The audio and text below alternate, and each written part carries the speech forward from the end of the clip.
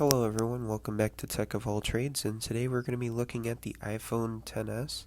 Now this phone was released back in 2018, and this was right after the redesign of the iPhone with the iPhone X the year prior.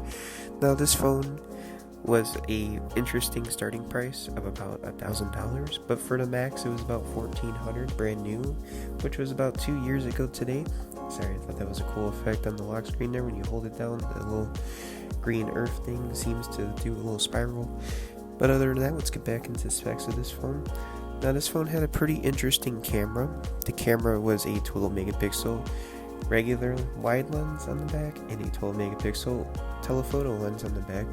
Now this phone was capable of doing video recording of 4K 60, just like the 10 and also the 8 and 8 Plus at the time that used very similar sensors. The sensors didn't change till the year after with the iPhone 11.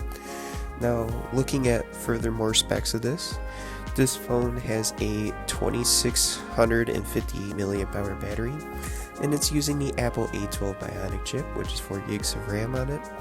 Now this thing is pretty nice, but it was pretty much the underdog just due to the fact that the 10 was still fairly new at the time, and knowing the fact that the 11 series iPhones were going to come out next. So this phone currently is not sold anymore on the Apple website along with the 8 and the 10. But this thing also bought Face ID as well as a 7 megapixel front facing camera, which used infrared sensors to detect the face with Face ID as mentioned before. Now some other cool things, this had an OLED display, which is a 1100 by 1285 2436 pixel with a 19 by 5:9 ratio, which has about 450 pixels per square inch.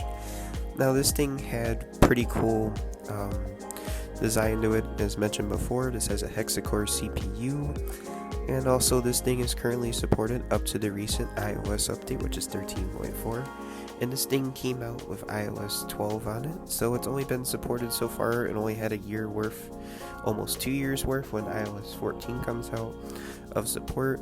Overall, this thing is still worth probably about $350 to $400 today, which is about the price of the new iPhone SE Generation 2.